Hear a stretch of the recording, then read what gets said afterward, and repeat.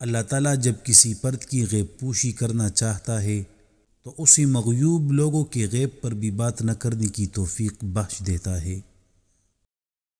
جب اللہ تعالیٰ کسی کی رسوائی چاہتا ہے تو اس کو پاک لوگوں پر لعن طعن کرنے کی طرف مائل کر دیتا ہے۔ جدائی کا ایک لمحہ بھی عاشق کے نزدیک 1 سال کے برابر ہے۔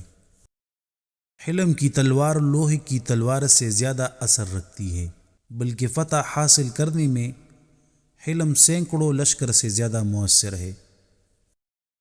اگر آدمیت صرف انسانی صورت کا نام ہوتا تو حضور صلی اللہ علیہ وسلم اور ابو جہل یکساں ہوتی، حالانکہ ایسا نہیں ہے۔ احمق کی دوستی اور اس کی محبت سے دین اور دنیا دونوں ہی کا خون ہوتا ہے۔ جب بیمار کی قضا آتی ہے تو طبیب بھی بیوقوف ہو جاتا ہے۔ جو عشق صرف رنگ و روپ کی خاطر ہوتا ہے وہ دراصل عشق نہیں بلکہ فسق ہے، اور اس کا انجام شرمندگی اور رسوائی کے سوا کچھ نہیں۔ قرب خداوندی کا حصول بقا میں مضمر ہے، لیکن بقا سے پہلے ہونا ضروری ہے۔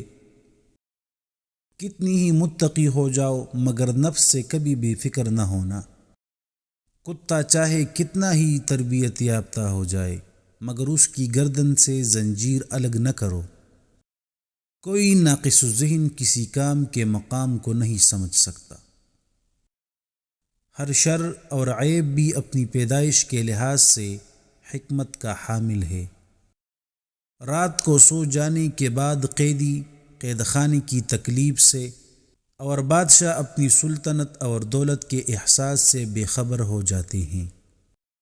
اللہ والوں کی باتیں سکون قلب عطا کرتی ہے اور اہل ظاہر کی باتیں دل میں انتشار اور بے اطمینانی پیدا کرتی ہے۔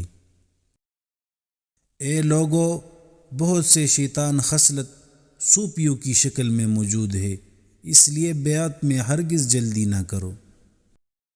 جہاں بھی پانی دیکھو وہاں سبزہ ہوگا، اسی طرح جہاں آنسو ہوتے ہیں وہی رحمت ہوتی ہے۔ جو عقل سلیم رکھتا ہے وہ خلوت اختیار کرتا ہے، کیونکہ تنہائی میں قلب کی صفائی ہوتی ہے۔ جو شخص کسی گناہ کا طریقہ رائج کرتا ہے تو اس کی طرف ہمہ وقت لعنت آتی رہتی ہے۔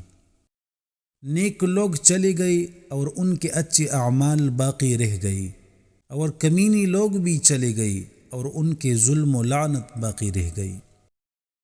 عدل کیا ہے؟ درختوں کو پانی دینا۔ ظلم کیا ہے؟ کانٹوں کی پرورش کرنا۔ مرغ کی دشمن اس کی آنکھ ہے جو دانہ پر حریص ہے، اور اس کی نجات وہ عقل ہے جو جال کو دیکھ لے۔ خواہش کے سانپ کو ابتدا میں ہی مار دینا چاہیے، اگر دیر کرو گے تو یہ بڑھتے بڑھتے اژدہا بن کر تمہارے قابو سے باہر ہو جائے گا۔ حرص تجھ کو اندھا کر کے محروم کرتی ہے، اور ابلیس تجھے حرص میں مبتلا کر کے اپنی طرف مردود کرتا ہے۔ جس شخص کا مزاج فاسد اور طبیعت بیمار ہوتی ہے وہ کسی کی تندرستی پسند نہیں کرتا۔ عاشق کو ایسی تنہائی مطلوب ہے کہ اس کی آہ کو آسمان کے سوا کوئی اور سننے والا نہ ہو۔